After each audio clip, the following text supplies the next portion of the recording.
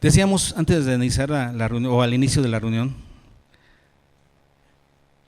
que ante tantas acechanzas de los falsos profetas, o sea, falsos profetas, sus falsas profecías, tantas filosofías erróneas en nuestro mundo, decíamos qué debe hacer la Iglesia de Jesucristo.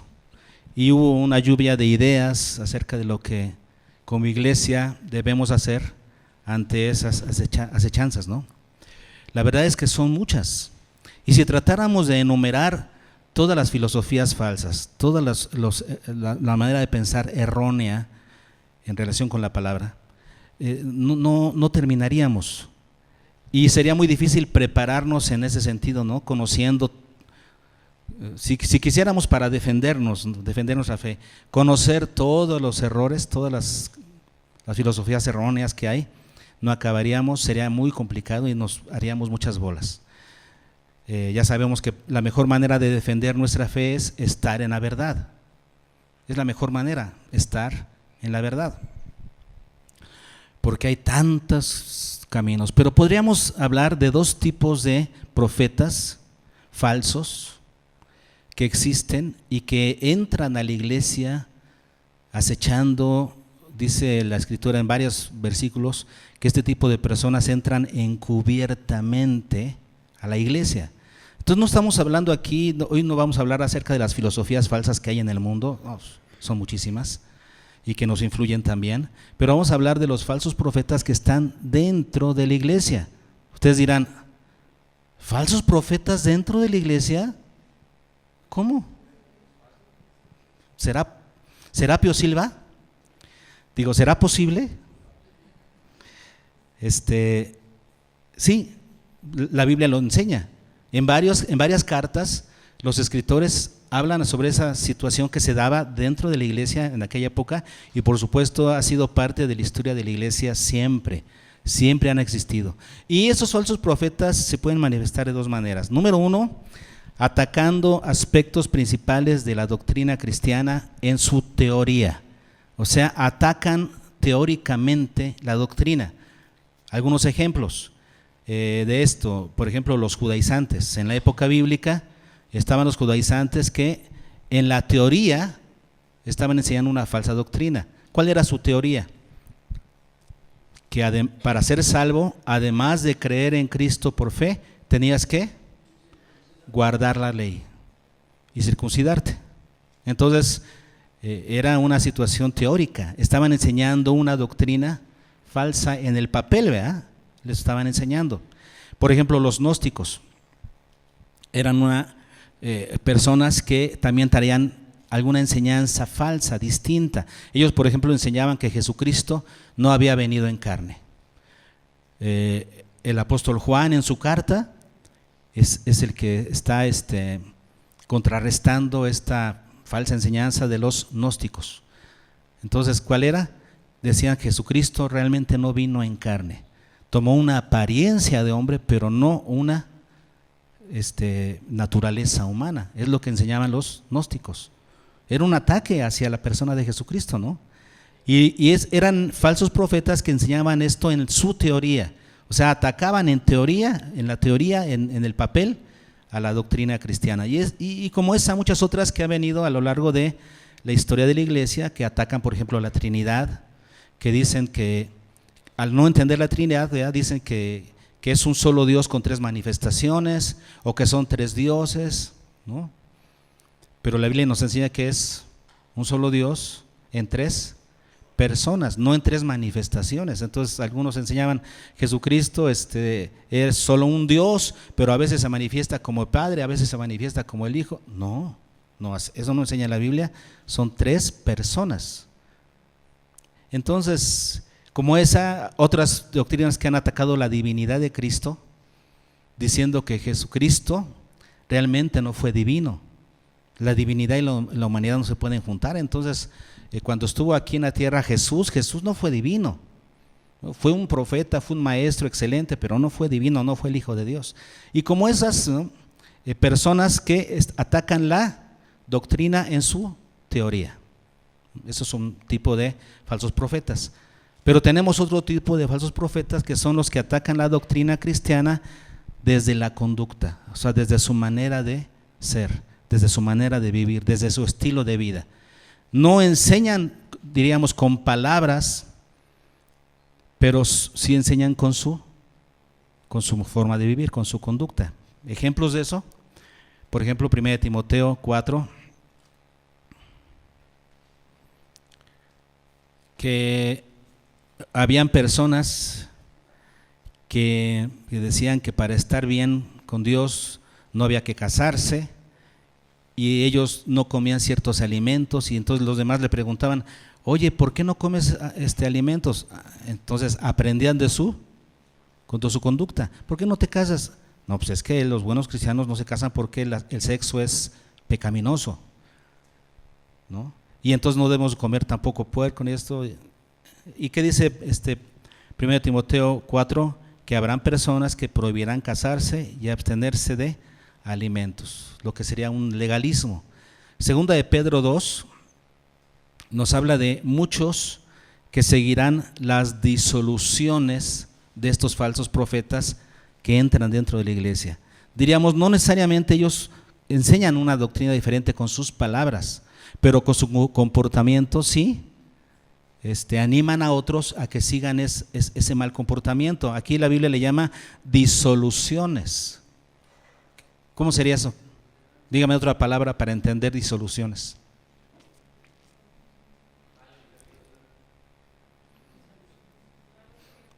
Porque disolución viene de la palabra disolver. ¿Disolver qué? En este caso, disolver la doctrina a través de tu comportamiento disoluto, o sea, un comportamiento que ya no refleja la sana doctrina. Entonces tienes una conducta que ya no refleja la sana doctrina, vives de una manera libertina, es el libertinaje, ¿no? Entonces vives de una manera que no refleja la doctrina de Cristo. Estos falsos maestros entraban a la iglesia y no enseñaban necesariamente con sus palabras, pero sí con su ejemplo. Entonces la gente, los otros cristianos, tal vez inmaduros, nuevos, veían a esta persona que se tomaba esos permisos, esas licencias, y decían, sí se puede entonces vivir así, ¿no? Yo pensaba que, pero ya veo que sí se puede, pues el hermano que tiene tantos años aquí, el joven allá de familia cristiana, se comporta así, entonces sí se puede. Falsos profetas que enseñan sin palabras, pero igual son falsos profetas, porque enseñan un estilo de vida disoluto, disolución. El versículo 10 nos dice que siguiendo la carne andan en concupiscencia e inmundicia. Siguiendo la carne, estos falsos profetas enseñan que se puede ser cristiano aún siguiendo los deseos de su carne. Bueno, cuando la enseñanza bíblica dice que no, pero ellos con su conducta enseñan que sí se puede ser cristiano y seguir los deseos de la carne, seguir las inmundicias. Y dice ahí que desprecian ¿qué? El señorío. O sea, desprecian que les digan, no, oye, estás mal, eso lo desprecian. No quieren ningún señor sobre ellos, no quieren que nadie les diga que eso está mal. Ellos dicen, estoy bien, yo siento que estoy bien. Desprecian el señorío. El señorío sobre todo de Cristo sobre su vida. El versículo 18, estamos en 2 de Pedro 2, ¿verdad? Versículo 18 dice que seducen, fíjense qué palabra, seducen a los hermanos de la iglesia. ¿Seducen qué? Con concupiscencias, o sea, con sus debilidades. ¿Qué es concupiscencia? Debilidades, ¿verdad? Con debilidades de la carne y otra vez disoluciones, relajación, rompimiento. Esa palabra literalmente se traduce como relajación o rompimiento de las reglas, de las normas. Entonces ellos se relajan su conducta y creen que pueden seguir siendo cristianos con esa conducta relajada, completamente relajada. Entonces seducen con concupiscencias de la carne y disoluciones. Seducen. Sí, porque es muy seductor, ¿no? Seguir una doctrina así en donde no te prohíbe nada. Eres cristiano y y puedes pecar y no pasa nada. Es muy seductor, pero esa no es la doctrina bíblica. ¿Quién enseña esta disolución? Falsos profetas. Por eso les digo, hay dos categorías: los que enseñan su falsa profecía con palabras en la teoría, pero los que le enseñan con sus hechos, con sus actos, con su manera de vivir, y tienen igual responsabilidad. Judas versículo 4 nos dice que son hombres impíos que convierten en libertinaje la gracia de nuestro Dios. Hombres impíos, o sea que no actúan piamente, no actúan bien, no actúan correctamente, son impíos y que convierten en libertinaje la gracia de Dios. ¿Qué te dice la gracia de Dios? Eres salvo no por tu conducta. Claro, eso sí lo sabemos. No somos salvos por la conducta, somos salvos por la misericordia de Dios, por su gracia. Pero entonces, ¿puedo pecar? ¿Qué decía Pablo? ¿Perseveraremos en el pecado para que la gracia abunde? Estamos en la gracia. Somos salvos por gracia, que la gracia siga abundando. Pequemos para que la gracia abunde. ¿Y qué decía Pablo? De ninguna manera, porque los que hemos muerto al pecado, ¿cómo viviremos aún en él? Imposible. Tener un estilo de vida así, lo que te dice es que o lo que nos dice a todos es que esa persona está lejos de Dios, lejos de la gracia. No se puede estar en la gracia y vivir en libertinaje. Apocalipsis 2:20 nos habla en los mensajes de Juan, ahí, bueno, son los mensajes del Señor Jesucristo a las 7 iglesias de Asia, ¿se acuerdan? Está un mensaje a la iglesia de Tiatira. Suena como a Yadira, no, es la iglesia de Tiatira. ¿Okay?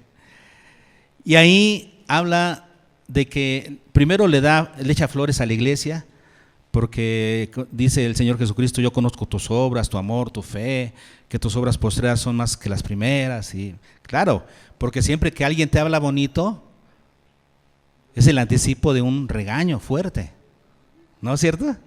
Entonces aquí le está hablando bonito, pero luego le dice: pero tengo unas pocas cosas contra ti, que tienes ahí, ¿qué? Que toleras que esa mujer Jezabel, que se dice profetiza, ahí está, ¿no?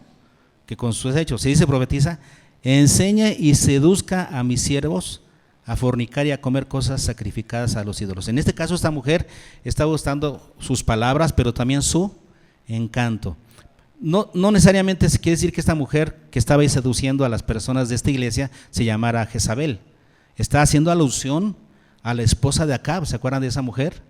Que era Sidonia, creo que sí, y que era la que provocó que la nación de Israel comenzara a adorar a otros ídolos. Y dentro de esas prácticas de idolatría se usaba la fornicación, ¿verdad? Todos sabemos que había sacerdotisas, que los hombres hacían relaciones sexuales con esas sacerdotisas para traer bendición sobre ellos. Siempre esas religiones paganas estaban plagadas de erotismo y de sexualidad. Jezabel provocaba a la gente a que adorara a otros dioses y fornicara. Y eso es lo que estaba haciendo esta mujer en esta iglesia. Por eso le llama Jezabel. Y le dice: tú estás tolerando que esa mujer esté enseñando a los de la iglesia este tipo de cosas. A comer cosas sacrificadas a los ídolos y a fornicar. Versículo 24. Dice: a cuantos no tienen esa doctrina y no han conocido lo que ellos llaman las profundidades de Satanás. ¿Qué estaba provocando esta mujer Jezabel con su conducta? Porque dice ahí, no han conocido. Eso nos habla de un conocimiento experimental. Entonces no estaban solamente conociendo una doctrina diferente, no, ya estaban metidos en sus hechos en realizar estas cosas. Y ellos le llaman, según dice aquí Juan, que ellos llamaban a esas prácticas estar en las profundidades o conocer las profundidades de Satanás. Eran gnósticos, recuerden eso. Juan estaba atacando al gnosticismo. ¿Y qué hacían los gnósticos? Ellos decían que había entre la carne, entre lo que es carne y el espíritu no puede haber ninguna relación. ¿Ok?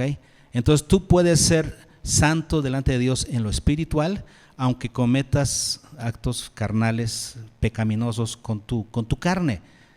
Está separado, no te preocupes. Lo que enseñaban estos falsos maestros era, puedes pecar con tu carne físicamente y no afectar tu relación con Dios. Son cosas distintas. Eso decían los gnósticos. La Biblia no enseña eso. La Biblia enseña que cuando tú pecas con tu carne, afectas tu relación con Dios. Por supuesto que sí. Si alguien te dice lo contrario, es un gnóstico. Es un falso profeta que te está diciendo, no te preocupes, no pasa nada. Tú sigue pecando con tu carne, al fin que Dios te entiende. Dios es muy bueno y no te va a hacer nada. Y es un falso profeta que te está enseñando a ser liviano en las cosas de Dios. Ambos profetas, los que enseñan con la teoría y los que enseñan con la conducta, ambos son sutiles, ambos son inteligentes, ambos son atractivos, enmascaran el error con piedad. Así lo dice la Escritura, así son ese tipo de personas, pero los que están en la verdad los desenmascaran rápidamente. Si tú estás en la verdad, vas a desenmascarar a esas personas. Vas a identificarlas rápidamente y no vas a hacerles caso. Y como decía Pablo y decíamos la semana pasada, ni siquiera comerás con ellas. Te separarás de ese tipo de personas en tu conducta. Los vas a identificar pronto. Pero, sin embargo, los distraídos en la fe, los negligentes en la fe, los que están en la iglesia solo por su convivencia, ellos no podrán identificar esas falsas enseñanzas y caerán en el error. Así ha pasado siempre y así seguirá pasando. Y la responsabilidad es de cada persona, porque nadie se puede hacer responsable por otro. La responsabilidad es personal, de escuchar el evangelio y obedecerlo. Es una responsabilidad personal. Ni los padres van a dar cuentas por los hijos, ni los hijos van a dar cuentas por los padres. Aunque es nuestro deber seguir enseñando, influenciando, finalmente es una situación personal y repito, hay responsabilidad personal, ¿sí?, de cada uno de nosotros por el engaño. En otras palabras, el que engaña es responsable por engañar y el que se deja engañar es responsable por dejarse engañar. ¿Por qué? Porque tienes la verdad y la tienes por escrito. Si no le haces caso a la verdad, eres responsable delante de Dios. Hay responsabilidad de tu parte. Si no fuera así, entonces solamente sería disciplinado o castigado el falso profeta, ¿no? Pero el que es engañado sería disculpado. Pero en la Biblia no es así. En Apocalipsis 2, versículo 21 al 23, ahí donde estamos, donde habla de Jezabel, justamente ahí, en el 21 al 23 dice, y le he dado tiempo para que se arrepienta. ¿A quién? A Jezabel, o sea, a esta persona que está engañando. Le he dado tiempo a este falso profeta, a esta falsa profeta, para que se arrepienta, pero no quiere arrepentirse de su fornicación. Entonces, ¿qué va a suceder? He aquí, yo la arrojo en cama. Un sinónimo de enfermedad. Dios iba a mandarle una enfermedad como una disciplina. Ya sabemos que Dios puede reprender así. No todas las enfermedades son disciplina divina, pero algunas sí. Y dice, yo la arrojo en cama y fíjense, y en gran tribulación a los que con ella adulteran. ¿Con ella qué significa? No que lo estén haciendo con ella, sino que los que la siguen a ella en eso.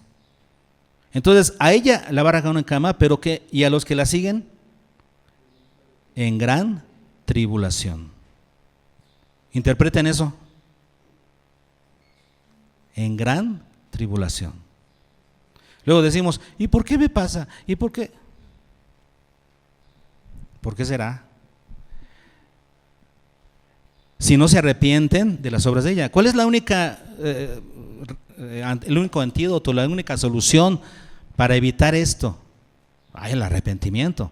Si una persona ya cayó en el error, lo único que puede hacer o que debe hacer es arrepentirse y volver a la verdad. Ya sea a la verdad en teoría, pero también a la verdad en la práctica. Y déjeme decirle que la mayoría de las doctrinas falsas siempre terminan afectando la conducta, ¿no? Por ejemplo, cuando alguien pensaba que Jesucristo ya iba a venir muy pronto, ¿qué hacían? Afectaba su conducta. Vendían todas sus cosas para ir a esperar al Señor al monte, ¿no? Vean cómo una doctrina falsa afecta tu conducta. Casi siempre es así. Y luego dice el versículo 23, y a sus hijos heriré de muerte. Eso está duro, ¿no? ¿Y quiénes son sus hijos? Los que siguen esa doctrina, esa enseñanza. Aquí lo que podemos notar es que hay responsabilidad personal, cada quien, ¿sí?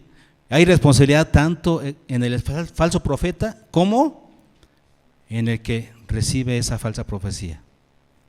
Y los dos son igualmente castigados por el Señor.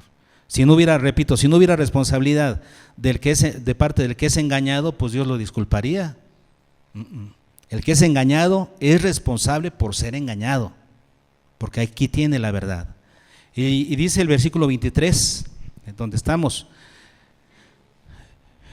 y heriré a sus hijos de muerte, y todas las iglesias sabrán, y el Señor va a poner ahí como ejemplo esto, porque dice, y todas las iglesias sabrán que yo soy el que escudriña la mente y el corazón, y os daré a cada uno según vuestras obras. Así es con el Señor. Ahora, notemos cómo dice ahí que Él es el que escudriña la mente y el corazón. Por eso en el versículo 18, antes del mensaje a esta iglesia, es identificado con estas características. Dice, y escribe al ángel de Tiatira, de la iglesia en Tiatira, el Hijo de Dios. ¿Quién escribe estas palabras? ¿Quién las dice? El Hijo de Dios. ¿Y cómo es? ¿Qué características tiene? El que tiene ojos como llama de fuego. Como dice aquí, que todo lo penetra, que todo lo sabe. No hay forma de que ocultes nada al Señor.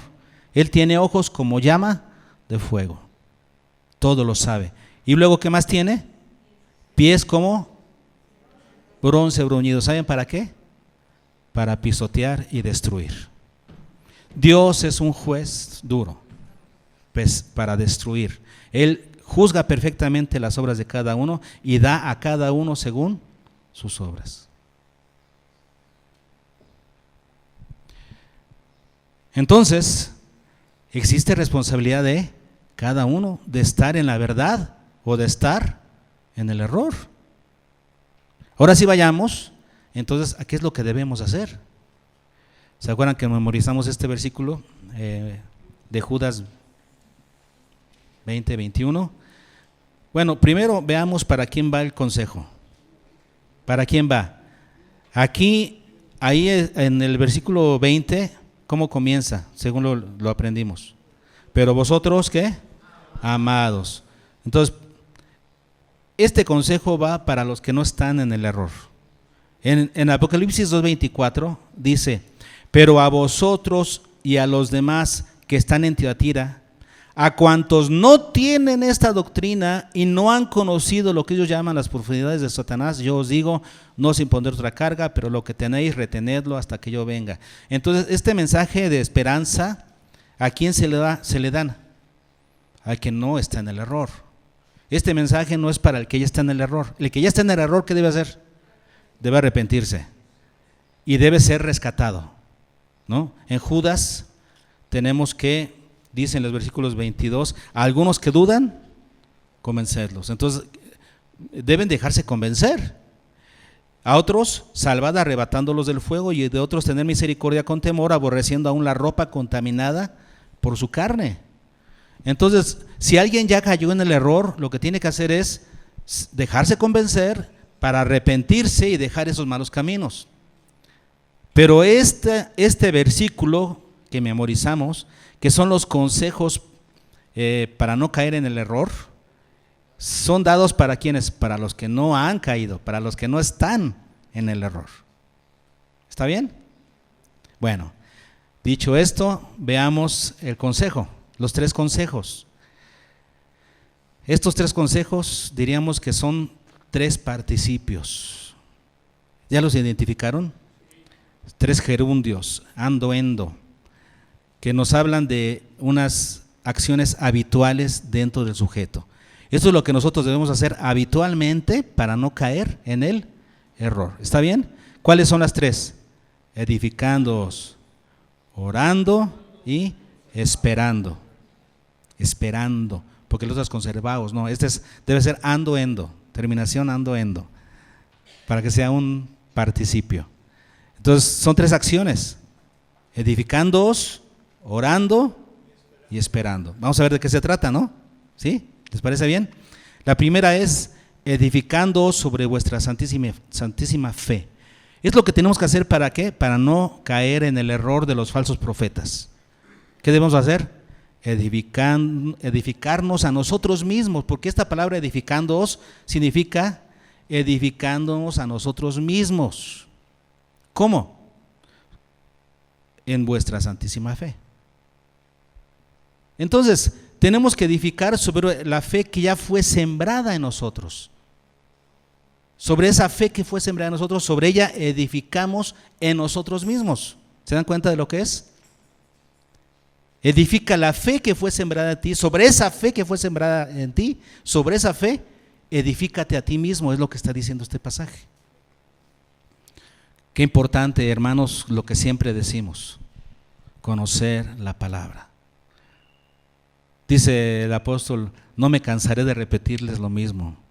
Para ustedes es seguro que yo se los diga, ¿no dice así Pablo? Y no me cansaré de decírselos una y otra vez. Esto es lo mismo. La importancia, hermanos, de la palabra en su vida. Si usted no estudia la palabra en casa todos los días, su fe va a estar frágil. Y usted, además, hermano, hermana, tú, joven, señorita, vas a ser objeto de presa fácil de los falsos profetas, porque no vas a conocer la verdad. El primer paso que vemos aquí, y que tiene que ver con guardarnos, con equiparnos para no extraviar nuestros pensamientos, para que nuestros pensamientos no se extravíen, ¿qué necesitamos? Edificándoos sobre vuestra santísima fe. Edifica sobre la fe que ya fue plantada en ti. Sigue edificando sobre ella, porque eso te va a ayudar a que tus pensamientos no se extravíen. Y cuando alguien quiera meterte algún otro pensamiento, tú vas a saber, eso no dice aquí, eso es falso. Eso guarda tus pensamientos. Este primer consejo tiene que ver con guardar tu mente. ¿En dónde? En la palabra de Dios. Para aquellos que te quieren enseñar una falsa doctrina en la teoría. Vean lo que dice Gálatas 1:6. Este es el caso, ¿no? De personas que habían entrado, los judaizantes, que hacían, iban a las iglesias que Pablo abría y les enseñaban esta falsa doctrina. Y dice el apóstol Pablo: estoy maravillado de que tan pronto os hayáis alejado del que os llamó por la gracia de Cristo para seguir un evangelio diferente. ¿Qué es lo que traen los falsos profetas? Un evangelio diferente. ¿Y qué estaba pasando en Galacia? En estas iglesias de la zona de Galacia, que todos estaban aceptando esas doctrinas fácilmente. Dice el apóstol Pablo: me estoy maravillado de que tan pronto. ¿Qué les faltó a esta iglesia? Edificarse sobre su santísima fe. Tu fe es santísima. Tienes que edificarla todos los días para no ser engañado. Si viene una doctrina falsa, ¿cómo la vas a identificar si no lees, si no estudias, si no conoces la palabra? ¿Cómo la vas a identificar? Y entonces le vas a decir que sí a todo, a la falsa doctrina, tanto en la teoría como en la conducta. Y vas a decir: ay, sí es cierto, pues ¿qué tiene de malo? Esa conducta, ¿qué tiene de malo? ¿Cómo que qué tiene? Ahí está la palabra. Guíate por la palabra, no por tus emociones. Bueno, por ejemplo en Colosenses 2:7. Dice, arraigados y sobreedificados en Él y confirmados en la fe. ¿Qué tenemos que hacer? Ser sobreedificados, confirmando nuestra fe. 1 Corintios 3:10. 1 Corintios 3:10 es muy claro, dice, conforme a la gracia de Dios que me ha sido dada, yo como perito arquitecto puse el fundamento. Cuando alguien nos habla del evangelio de la salvación, es un perito arquitecto que está poniendo un buen fundamento. Ahora, ¿qué tenemos que hacer nosotros? Y otro edifica encima, pero cada uno mire cómo sobreedifica. ¿Qué estás sobreedificando sobre tu vida? Sobre ese fundamento que te dio la palabra. ¿Qué sobreedificas? ¿Eso es tú? Dice aquí, cada uno mire cómo sobreedifica. ¿Estás permitiendo que lleguen otras corrientes, otras falsas doctrinas a tu vida? ¿O estás edificando verdad sobre verdad? Verdad sobre verdad. Es lo que tenemos que hacer entonces, edificándoos sobre vuestra santísima fe.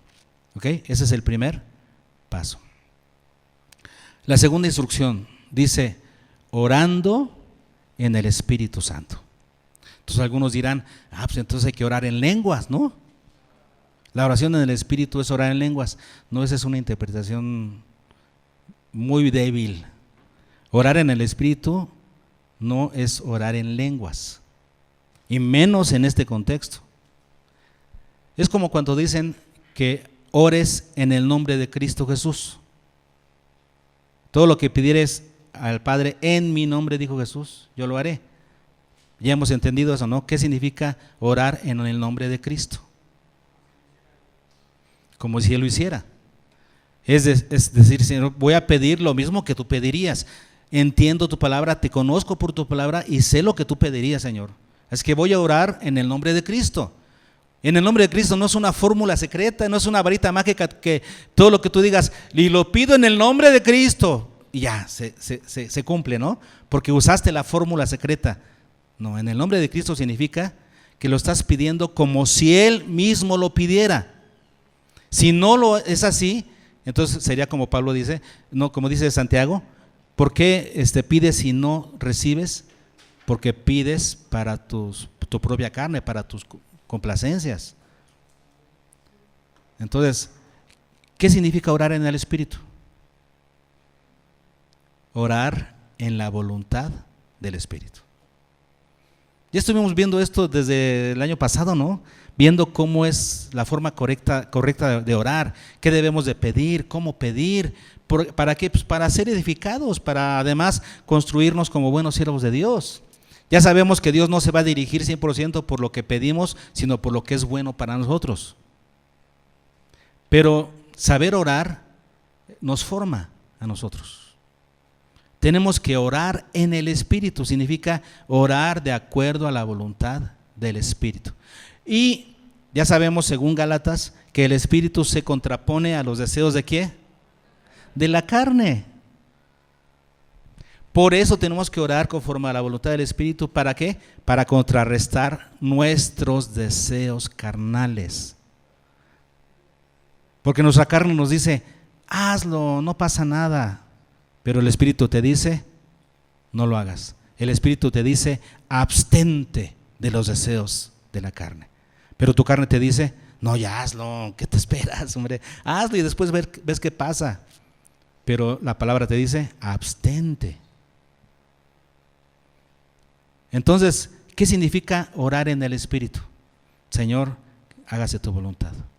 Jesús oró en el Espíritu cuando estaba en el Getsemaní. Cuando dijo, pero no se haga mi voluntad, sino la tuya. Eso es orar en el Espíritu. Y cuando tú oras en el Espíritu, estás protegiendo tu voluntad. Porque tu voluntad es hacer los deseos de la carne. Pero cuando oras en el Espíritu, le dices, Señor, no se haga mi voluntad, sino hágase la tuya. Eso es orar en el Espíritu. Por eso dice Romanos 8:26.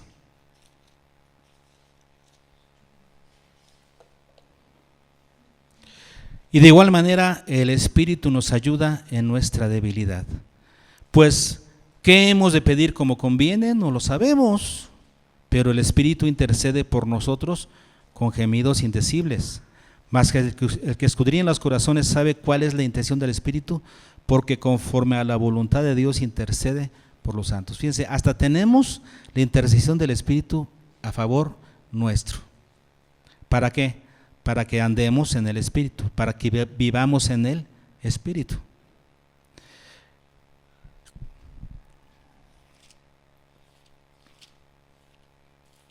En 2 de Pedro 2:10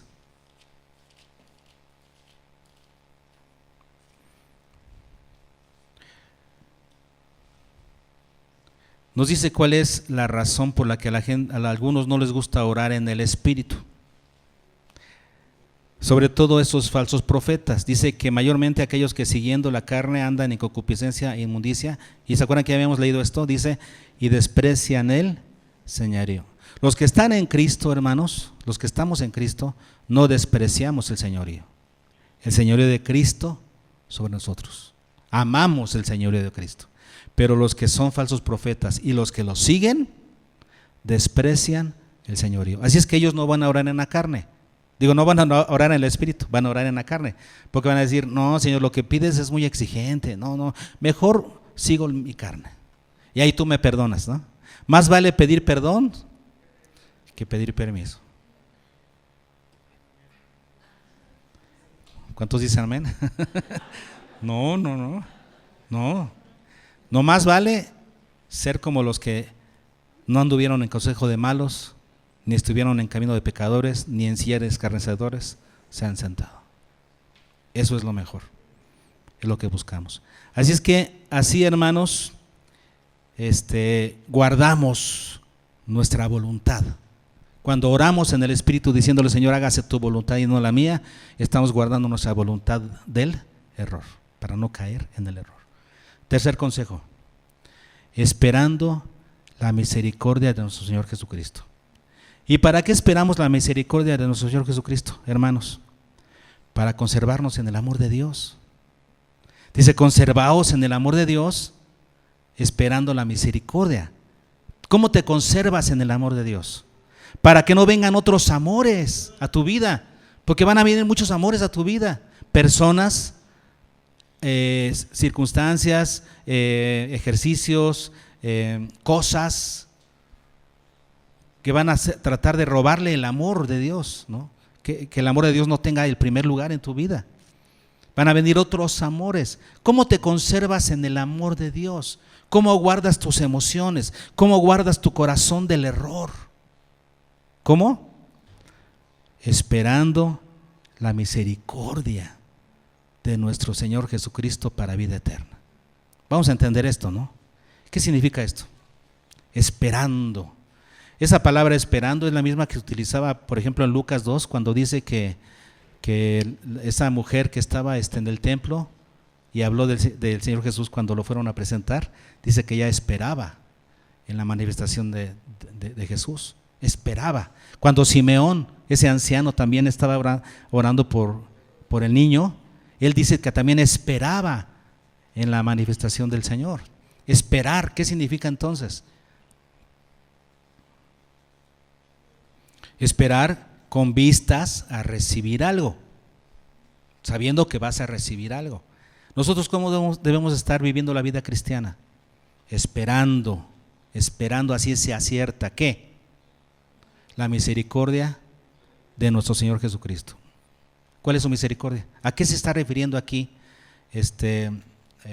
Judas cuando habla de la misericordia de nuestro Señor Jesucristo? ¿En qué evento, en qué momento se va a manifestar la misericordia de Dios en su máximo esplendor? ¿Cuándo? Cuando venga por nosotros. Buena respuesta. 1 Corintios 15, 51 al 58. Ese es el momento de nuestra salvación, ¿cierto?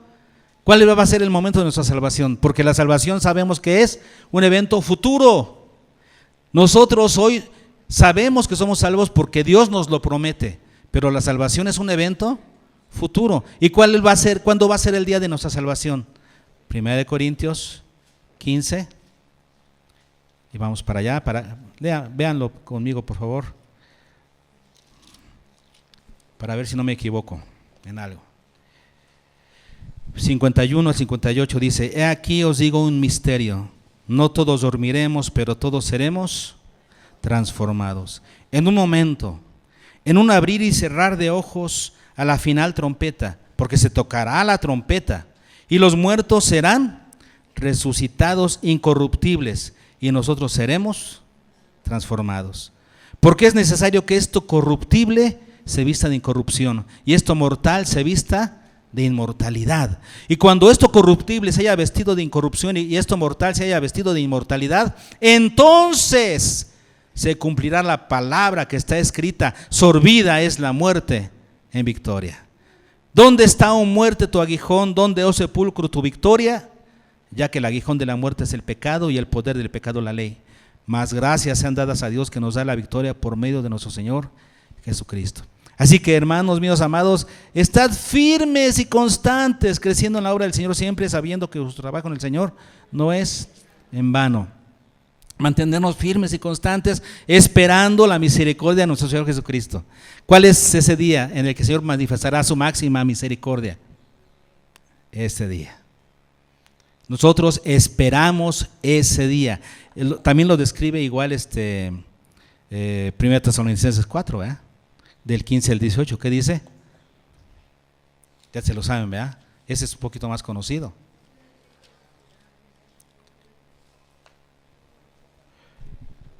Porque el Señor mismo, con voz de mando, con voz de arcángel y con trompeta de Dios, descenderá del cielo. Otra vez con voz de trompeta, ¿verdad? Otra vez la trompeta.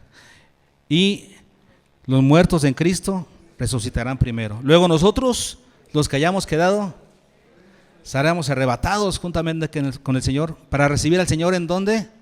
En el aire. Y muchos no se ponen de acuerdo de que si la venida del Señor va a tener 2 eventos o es uno solo. Hay un montón de enseñanzas al respecto. Claro, porque la Biblia no es clara en ese sentido. Así es que está bien que unos tengan una posición, otros otra, pero todos estamos de acuerdo en algo, y es en lo que debemos centrar nuestra atención, en cómo termina este versículo. Y así estaremos siempre con el Señor. Ese es el día de nuestra salvación. Los otros son detalles. ¿Qué es lo importante de esta doctrina de la venida de Cristo? Lo importante es que así estaremos siempre con el Señor. Y eso es lo que nosotros esperamos. La misericordia de nuestro Señor Jesucristo para vida eterna, y así estaremos siempre con el Señor. Y nosotros tenemos que estar enfocados en eso. Nosotros tenemos que estar esperando con toda certeza esta situación, porque si no esperamos con certeza esto, entonces ¿qué va a suceder? Nuestras emociones pueden sufrir y pueden ser engañadas. Por ejemplo, en 2 de Pedro, capítulo 3, y con esto ya estamos a punto de terminar. En 2 de Pedro, capítulo 3, en el versículo 9, ¿qué dice? Y el Señor no retarda su promesa, según algunos la tienen por tardanza. ¿Y por qué tiene que enseñar Pedro esto? De que algunos la tienen por tardanza. Y vean en el versículo 4, que algunos diciendo, según sus propias concupiscencias, dicen: ¿dónde está la promesa de su advenimiento? Porque desde el día en que los padres durmieron, todas las cosas permanecen así como desde el principio de la creación. Estas personas, por no estar esperando en la misericordia del Señor, ya se habían cansado, su mente ya estaba yéndose para otro lado, sus emociones los traicionaban. Pues el Señor no viene, entonces pues busquémosle por otro lado y veamos qué dice acá y veamos qué dice allá, y nos podemos investigar y nos ponemos de inquietos, y eso nos lleva al error. ¿Saben cuántas personas han caído en el error por esto? Por no esperar, no saber esperar lo que la Biblia promete. El Señor te dice: si tú crees en el Señor Jesucristo, ya eres salvo. Es una promesa. El día de tu salvación es el día del arrebatamiento. Espéralo. ¿Cuándo va a ser? No lo sabes. El día y la hora, nadie la sabe. ¿Qué tienes que hacer? Esperar. ¿Entiendes eso? Lo único que tienes que hacer es esperar ese día de misericordia. Si no lo esperas con paciencia, entonces tus emociones te van a dar una mala jugada y vas a estar buscando, inquieto, buscando otras cosas, otras opciones. Y muchos han caído en el error por eso, por estar buscando cosas que no deberían. Lo que hay que hacer nada más es esperar. Te edificas en tu santísima fe para guardar tu mente. Oras en el Espíritu Santo para guardar tu voluntad. Esperas la misericordia del Señor para guardar tus emociones. Tu vida completa está guardada en el Señor si tú te mantienes en estas disciplinas. En estas disciplinas, edifica tu fe, ora en el Espíritu Santo, espera la misericordia del Señor. Si haces eso, entonces no vas a caer en el error. ¿Está bien? El error y los falsos maestros que lo promueven existen, ya sea que se manifiesten como tales y los veamos claramente que son falsos profetas, o simplemente porque por su manera de conducirse, pues vemos que son, aunque sus palabras no lo digan, son falsos profetas que con su conducta promueven desobediencia y libertinaje. Tú sabes si les haces caso o no. Es tu responsabilidad. Ellos no deberían ser oídos, ellos no deberían ser imitados. Y los que lo han hecho, pues lo único que pueden hacer es arrepentirse. Y como dicen los versículos 23 de Judas, pues nosotros lo que podemos hacer, los que no hemos caído en ese error, es pues rescatarlos, tratar de convencerlos, ¿no? Pero ¿quiénes pueden hacer eso? Convencer y rescatar para salvar a esas personas que han caído en el error. Pues son los que no han caído. Y los que no han caído, para mantenerse sin caer, ¿qué es lo que tienen que hacer? Edificar su fe sobre la fe que ya fue edificada en ellos, sobre esa base, seguir construyendo en la verdad. Orar en el Espíritu Santo, o sea, en la voluntad de Dios. Aceptar el señorío de Cristo y decirle: Señor, hágase tu voluntad. No voy a practicar en mi vida nada que tú rechaces. Voy a estar en tu voluntad. Y número 3, esperando en la misericordia del Señor, esperando ese día, el día de nuestra salvación, para no caer en el error.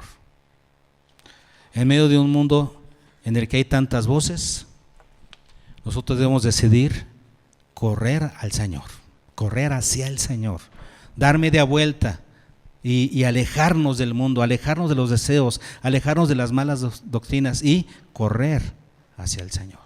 Póngase de pie.